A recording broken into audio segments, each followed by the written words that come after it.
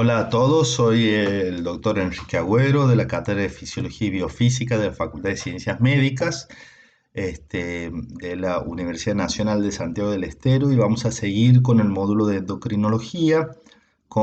Esta vez vamos a ver la fisiología de las hormonas suprarrenales. Bueno, volviendo un poco a anatomía, vemos que las glándulas suprarrenales son bilaterales, son unas glándulas muy pequeñas que están arriba del polo superior del riñón, sostenidas en la cápsula de Gerota del renal. Son hormonas muy pequeñas, pesan aproximadamente 4 gramos, tienen y están divididas en una corteza y en una médula. La corteza ocupa mayor parte de su superficie, la corteza es más o menos el 80% y la médula el 20%. Eh, Tienen diferentes orígenes, por lo tanto su función y la secreción hormonal va a ser diferente. Embriológicamente, la corteza deriva del endodermo y la médula del ectodermo. Las médulas son unos ganglios simpáticos modificados que vienen del tubo neural, por lo tanto van a tener mayor injerencia a nivel del sistema nervioso, la secreción de sus hormonas. En cambio, la corteza es, como habíamos dicho, el 80% de la glándula y se divide en tres capas. Eh, la primera capa se llama zona glomerular, se le dice así porque cuando se la descubrió histológicamente es muy similar a los glomérulos renales, donde se sintetizan unas hormonas, principalmente la aldosterona, que le llamamos mineralocorticoides porque actúan, su función principal es el balance, el equilibrio de los minerales, del sodio y del potasio. A nivel de la zona media se llama zona fascicular, siempre hablando de la corteza, la zona fascicular, que son como fascículos. Esta ocupa aproximadamente el 75% de la corteza, donde se sintetizan unas hormonas. La principal es el cortisol, es una hormona muy importante, ya vamos a ver, y se les denominan glucocorticoides porque participan mucho principalmente en el metabolismo de los hidratos de carbono. Es hiperglucemiante esta hormona, ya lo vamos a ver con mayor profundidad. Y a nivel de la zona reticular, que es como una pequeña red, se sintetizan los andrógenos, que son las hormonas sexuales masculinas. Estas glándulas, por más que son muy pequeñas y son muy difíciles de detectar, por ejemplo, con ecografía no se las puede ver, para verlas hay que hacer una tomografía computada con contraste o una resonancia magnética. Son muy importantes, secretan estas hormonas, sobre todo el cortisol, que es la que mayor cantidad de hormonas se secreta en la corteza. Es una hormona muy importante, podemos decir que es la hormona que nos mantiene despiertos, que nos ha hecho despertarnos para ver esta clase, para atender, nos mantiene activos y ya vamos a ver cómo hace esto esta hormona.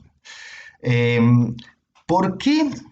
Lo más llamativo es que en un órgano, digamos, en una glándula, sobre todo en la corteza, hay tres zonas que sintetizan hormonas que tienen funciones tan diferentes. Bueno, la respuesta está en que cada zona de la corteza tiene diferentes enzimas que van transformando la misma sustancia química, la van transformando en diferentes hormonas. Entonces, en cada capa de la corteza habría diferentes enzimas. Son muchas estas enzimas. Todas derivan del colesterol, del ciclo pentano-perhidrofenantreno. El colesterol, sabemos que casi el 80% del colesterol lo adquirimos de la dieta, viene por la sangre, llega a la glándula y ahí se transforma en diferentes hormonas mediante diferentes tipos de hidroxilaciones y cambios que va sufriendo la molécula. Eh, Aquí vemos cómo les he puesto en colores, en color rosa, si ven, es las hormonas sexuales. Vemos que también se producen hormonas femeninas y las hormonas masculinas. En azul el cortisol vendría a ser el glucocorticoide y que es producido en la zona fascicular, y la aldosterona, que es el mineralocorticoide que hemos visto que se produce en la zona glomerular. Y todas estas enzimas van sintetizando y van alterando la molécula original del colesterol para generar las diferentes hormonas. Esto, por ejemplo, una muy importante, la aldosterona sintetasa, es una enzima que existe solamente en la zona glomerular. O sea que en la zona glomerular solamente se puede sintetizar aldosterona. Bueno, es muy difícil de acordarse todo esto, así que lo importante es saber cómo se sintetizan. No es tan importante acordarse todo. Hay algunas enzimas que son muy importantes, ya vamos a ver como la 17 beta reductasa, que sintetiza la testosterona. Ya la vamos a ir viendo una por una cuando vayamos viendo las diferentes hormonas. Bueno, vamos a hablar principalmente ahora de las hormonas de la zona fascicular, que es el cortisol. Es una de las hormonas más importantes, le llamamos la hormona del estrés, porque es la hormona que nos activa. El origen, bueno, hemos dicho que aquí hay una pequeña síntesis en este cuadrito, se sintetiza en la capa fascicular, sobre todo en todas estas hormonas se sintetizan a nivel de las mitocondrias y el retículo endoplásmico. La síntesis es a demanda. El receptor es intracelular en el núcleo, principalmente en el citoplasma, y lleva al núcleo y activa o inhibe la transcripción de genes. Esa es la función básica. La naturaleza química es esteroidea porque deriva del colesterol, es lipofílica, ya sabemos lo que hacen las hormonas lipofílicas, muy importante. El mayor porcentaje, como todas las hormonas lipofílicas, se transportan en plasma unidas a globulinas transportadoras. En este caso se llama transcortina, la que transporta el cortisol. El tiempo de vida media, como todas las hormonas esteroideas, es largo, efecto largo. Y el tejido blanco, la mayoría de las células nucleadas del organismo, ya vamos a ver que tiene múltiples acciones el cortisol. Esto es algo muy importante. La liberación del cortisol sigue un ritmo circadiano, se libera mayormente a la mañana. Ya vamos a ver cómo funciona esto. Y es como decíamos, la llamada hormona del estrés, y está regulada su secreción por el eje hipotálamo hipofisiario suprarrenal. Aquí vemos la secreción, la regulación del eje. Vemos en el hipotálamo que se libera la hormona liberadora de corticotropina o CRH. Esta se libera en el sistema porta y llega hacia la adenohipófisis, donde se secreta la ACTH.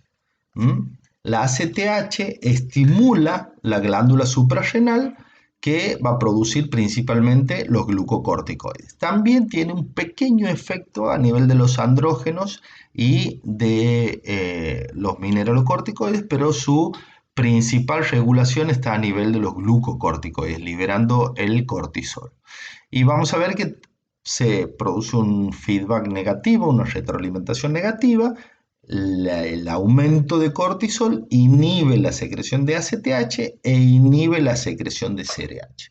Bueno, como habíamos dicho, la liberación del cortisol es cíclica. Más o menos nuestro ritmo circadiano, que se refiere a nuestro ciclo de vigilia y sueño, aproximadamente esto depende del hábito, ¿no?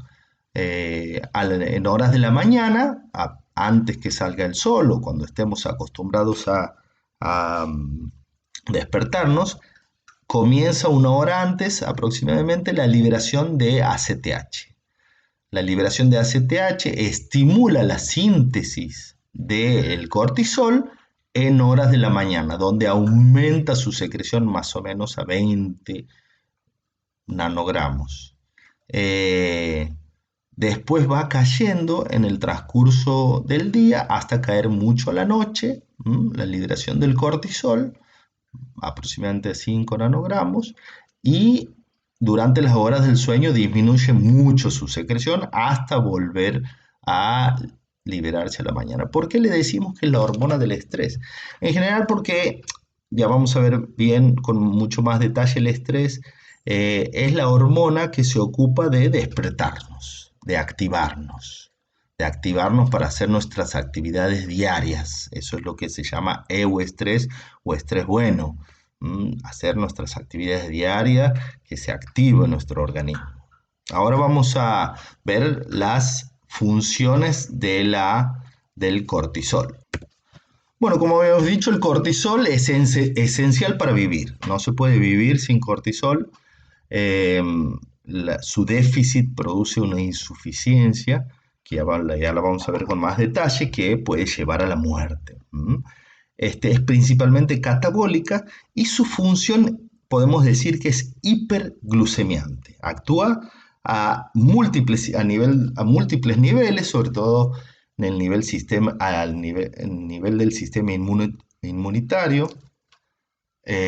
Inhibe el sistema inmunitario, es hiperglucemiante, estimulando la gluconeogénesis a nivel del hígado. En el músculo produce catabolismo proteico y en el tejido adiposo la lipólisis. Como vemos, es muy catabólica, actúa a nivel de los hidratos de carbono, las proteínas y los lípidos. También actúa a nivel del hueso y tiene muchas otras funciones. Ahora vamos a ver un video acerca de sus funciones. Hablemos de cortisol. Casi el 95% de la actividad glucocorticoide de la secreción de la glándula suprarrenal se debe a la secreción de cortisol, que también es conocido como hidrocortisona. Veamos los efectos sobre los hidratos de carbono. Desde luego que un efecto muy conocido del cortisol es la estimulación de la gluconeogenia. Esto se da gracias a dos mecanismos. Principalmente, el cortisol aumenta las enzimas que convierten los aminoácidos en glucosa dentro de los hepatocitos. Y también el cortisol moviliza los aminoácidos desde los tejidos extrahepáticos, principalmente en el músculo, lo que da finalmente un aumento de la glucosa en sangre. Pero también el cortisol disminuye la utilización de glucosa por parte de las células extrahepáticas, y esto se debe principalmente a que bloquea la oxidación del dinucleótido de nicotinamida y adenina, NADH, en NAD. Y este es un paso importante en la glucólisis, que es el proceso mediante el cual se da utilización a la glucosa. Esto se traduce en un aumento de la insulina como respuesta al estado hiperglucémico.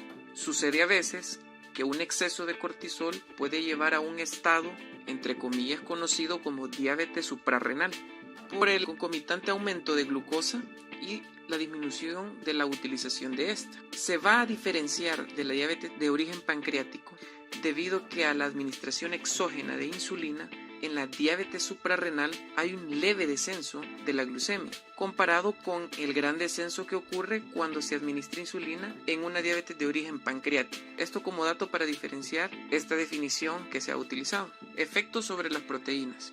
El cortisol aumenta el catabolismo de las proteínas extrahepáticas, generando una liberación de aminoácidos y aumentando el transporte de estos hacia los hepatocitos, con la consiguiente disminución de los depósitos de proteínas de la mayoría de las células del organismo.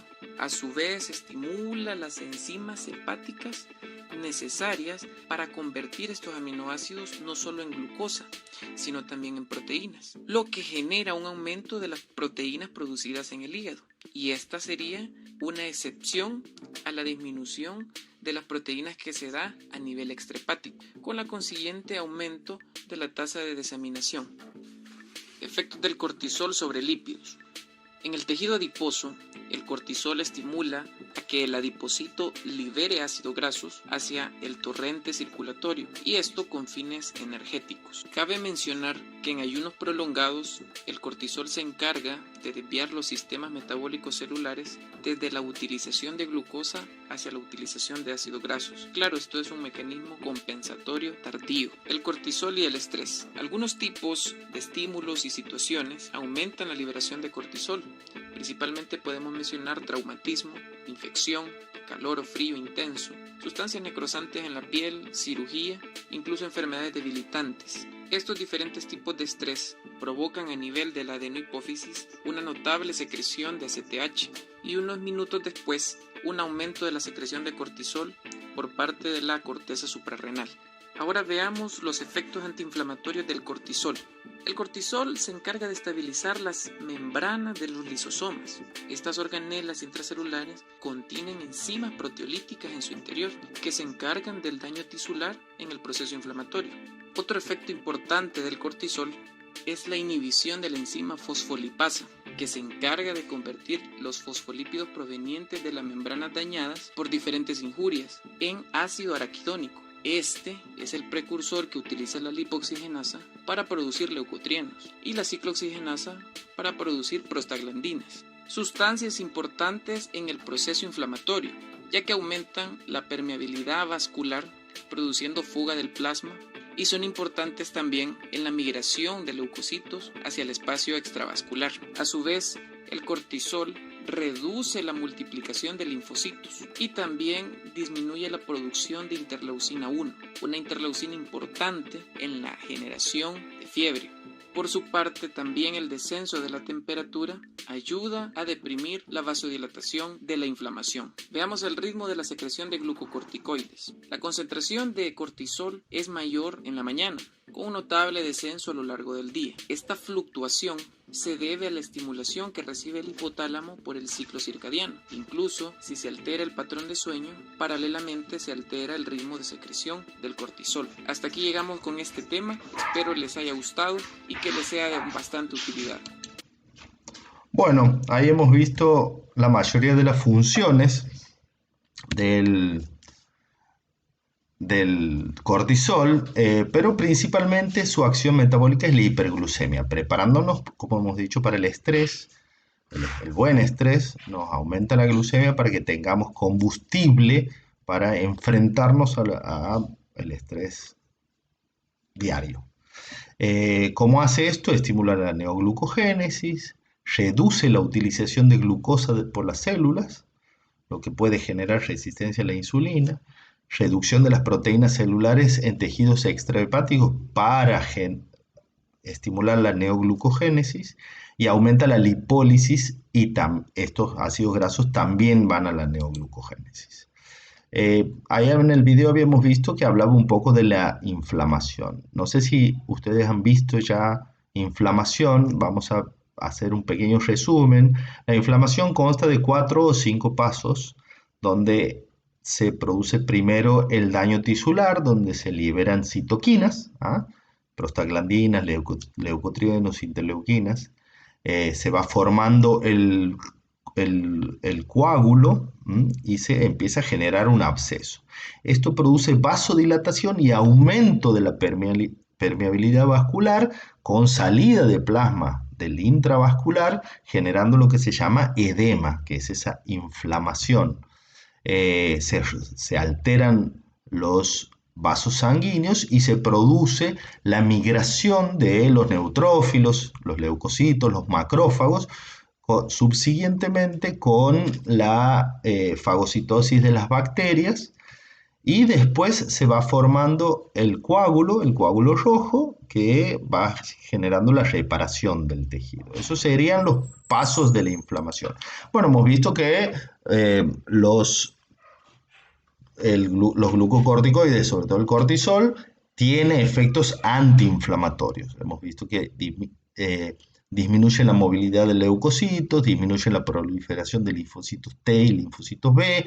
Este efecto se utiliza mucho en los trasplantes o en enfermedades autoinmunes, uno los utiliza para disminuir la inmunidad. Si uno se pone a pensar, un trasplante de órgano es un cuerpo extraño. Para que el organismo no rechace ese cuerpo extraño, uno de los fármacos que se utilizan son glucocorticoides para disminuir la inmunidad, para que el organismo no rechace ese órgano extraño. También se usan inmunosupresores, bueno, otros fármacos. Disminuye la liberación de citoquinas, estabiliza, hemos visto, la membrana de los lisosomas, inhibe la fosfolipasa A, que es la que se ocupa de sintetizar a partir del ácido araquidónico las prostaglandinas.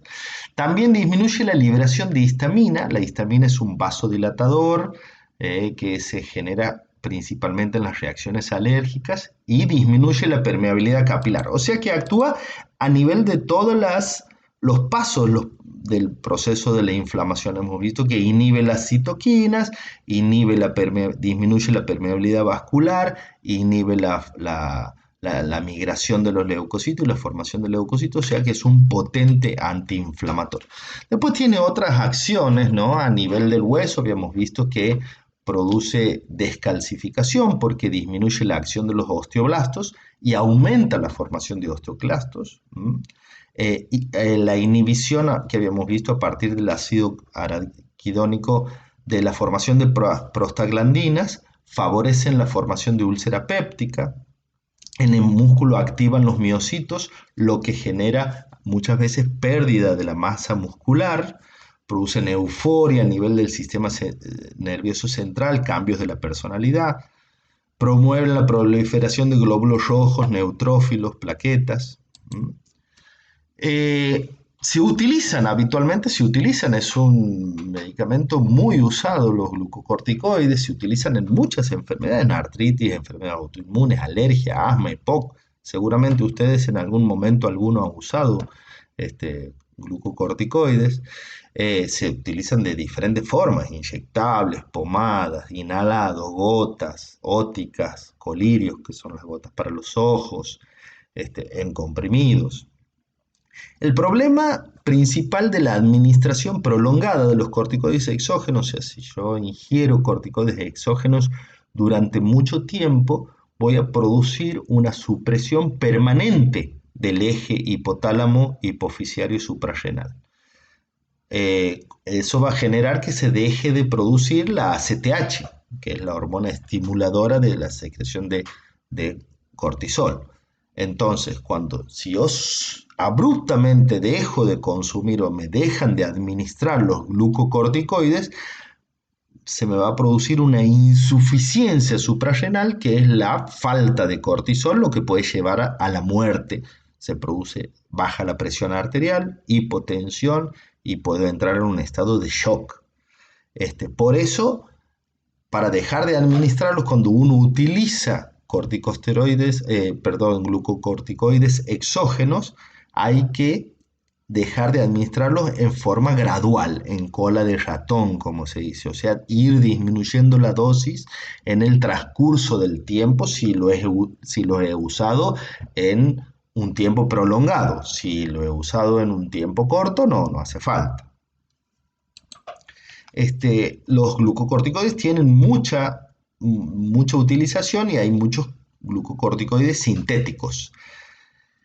Y cada uno tiene diferente potencia. Aquí hemos visto que todos los glucocorticoides tienen, por lo general, actividad glucocorticoide, que son todas las acciones que hemos visto antes, y tienen una pequeña actividad mineralocorticoide, que es símil aldosterona. Ya vamos a ver bien cuáles son las acciones de la aldosterona. Aquí vemos, por ejemplo, el cortisol tiene una actividad glucocorticoide de 1, siempre todo esto es relacionado al cortisol, una actividad glucocorticoide de 1 y una actividad mineralocorticoide de 1. En cambio, la aldosterona tiene muchísima más actividad mineralocorticoide. Pero hay otros corticoides, por ejemplo, estos son sintéticos, la prednisolona, metilprednisolona o dexametasona, probablemente lo han sentido nombrar. Por ejemplo, fíjense, la dexametasona tiene es un glucocorticoide sintético, tiene un gran efecto glucocorticoide y no tiene nada de efecto mineralocorticoide. ¿Mm? Entonces, cuando uno los administra, tiene que guiarse de acuerdo a esta tabla de potencia para regular las dosis. Ahora vamos a pasar a la aldosterona. La aldosterona, como hemos visto, está sintetizada en la zona glomerular, no depende del eje del eje hipotálamo hipoficiario suprarrenal. Su secreción, su liberación, está afectada principalmente por un sistema que lo vamos a ver después con mayor profundidad, que se llama sistema renina-angiotensina-aldosterona, aunque el eje hipotálamo hipoficiario suprarrenal incide un poquito en su secreción, pero no es tan importante. Como hemos visto, se acuerdan que existía esta enzima que está solamente en la zona glomerular de la corteza suprarrenal, que es la aldosterona sintetasa, que es la enzima que sintetiza la aldosterona. El receptor también está dentro del citosol y nuclear y también induce la síntesis de proteínas que estimulan la reabsorción de sodio, etc. Acuérdense que le decíamos mineralocorticoide porque su principal función es regular el balance del sodio, del potasio y el estado ácido-base, como se llama. También es lipofílico porque deriva del colesterol. El tiempo de vida medio es un poco más corto que el cortisol, pero también es mucho más prolongado respecto a otras hormonas. Como hemos visto, como la mayoría de las hormonas esteroideas, se transporta unido a globulinas transportadoras y actúa principalmente a nivel del túbulo contorneado distal. También actúa en otros órganos, por ejemplo en glándulas sudoríparas, salivales, mucosa intestinal, pero no es tan importante y no vamos a ver esa función ahora. Y las dos principales causas de su liberación, o sea, lo que genera su liberación es la hipotensión, que es la baja de presión arterial, y la hipercalemia. Ahora vamos a ver un pequeño video de la función y cómo actúa la aldosterona. La aldosterona, la hormona ahorradora del sodio. Este efecto lo genera la aldosterona gracias a que actúa en los túbulos colectores, especialmente en las células principales. La hormona difunde desde el líquido extracelular al citoplasma, donde se une con el receptor de mineralocorticoide. Este complejo hormona-receptor activa el núcleo de la célula para que ésta exprese proteínas de membrana, entre ellas el ENaC, que se conoce también como canal de sodio epitelial. Esta proteína facilita la difusión del sodio desde la luz del túbulo hacia el interior de la célula. Pero también la hormona estimula la actividad de la bomba sodio-potasio para que el viaje del sodio continúe hacia el líquido extracelular. Y también esta bomba se encarga de atrapar el potasio dentro de la célula para que ésta lo secrete posteriormente a la luz. Cuando existe un exceso de aldosterona, esta aumenta el volumen de líquido extracelular y la presión arterial, pero ejerce muy poco efecto sobre la concentración de sodio. Y esto se da gracias a que la absorción de sodio estimula el arrastre de agua desde la luz hacia la célula y hacia el líquido extracelular gracias al efecto físico-químico de dilución. En este caso, el sodio actuaría como el soluto y el agua como el solvente natural. Por lo tanto, esto genera un aumento del 5 al 15% del líquido extracelular, lo que va a desencadenar que la presión arterial aumente entre 15 y 25 milímetros de mercurio. Esta presión induce al riñón a que se dé un fenómeno conocido como natriuresis y diuresis por presión, que llevará a un equilibrio de sodio y agua, restableciendo el estado anterior al exceso de aldosterona. A todo este fenómeno se le conoce como escape de aldosterona. Siempre hablando de exceso de aldosterona, esto generaría un déficit de potasio, lo que a nivel muscular se traduciría en una debilidad, porque la conducción y la despolarización a nivel de la membrana se verían alteradas. A su vez, una carencia de la aldosterona generaría un aumento del potasio intracelular, lo que se traduce en una toxicidad cardíaca del tipo arritmia o debilidad de contracción.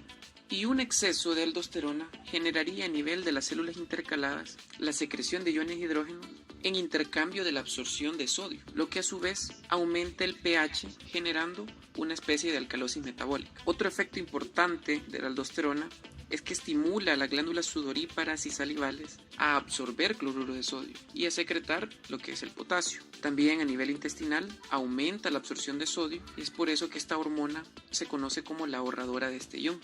Ahora veamos la regulación de la secreción de aldosterona.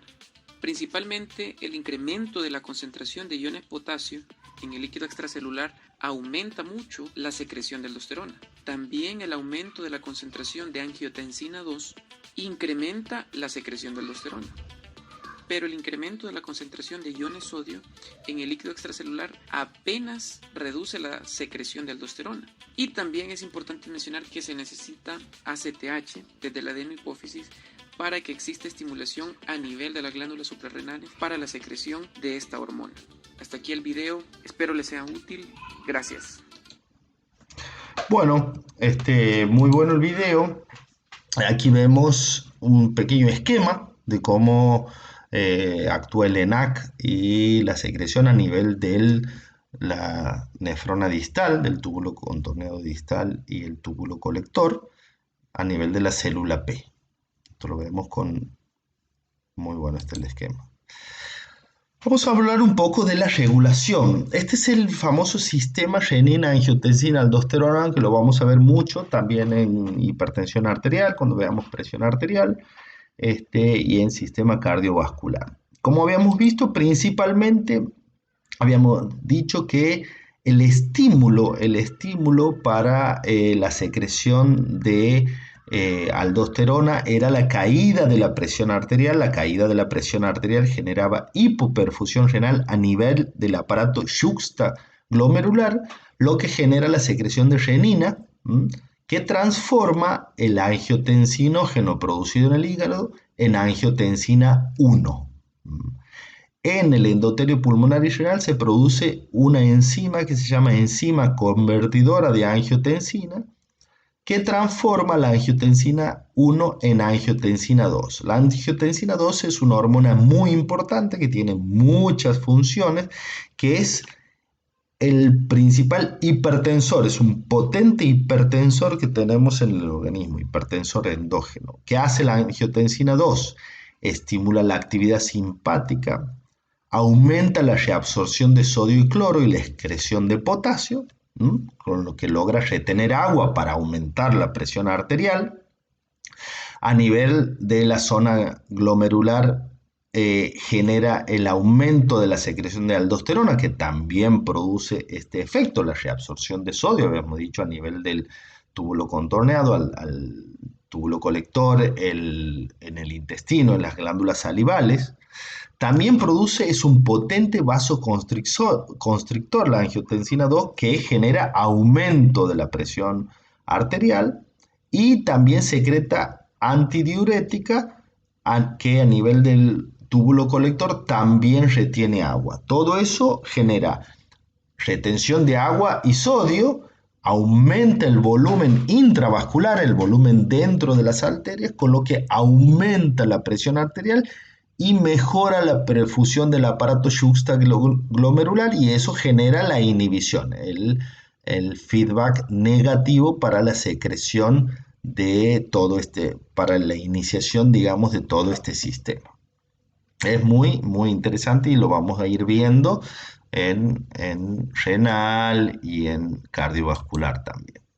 Entonces, habíamos visto que su acción le llamamos mineralocorticoide, lo que hace es mantener el líquido extracelular y aumenta la presión arterial, mediante la retención de sodio, y facilita la acción de la vasopresina, que también, o antidiurética, que aumenta la reabsorción de agua, produce eliminación de potasio y habíamos visto una pequeña alcalosis metabólica por eliminación de protones. Ahora vamos a hablar un poco de los corticosteroides sexuales. Bueno, aquí terminamos la primera parte de la clase. En la próxima clase vamos a ver en la segunda parte los corticosteroides sexuales, los andrógenos. y vamos a hablar del estrés y de las insuficiencias de secreción y de la glándula suprarrenal.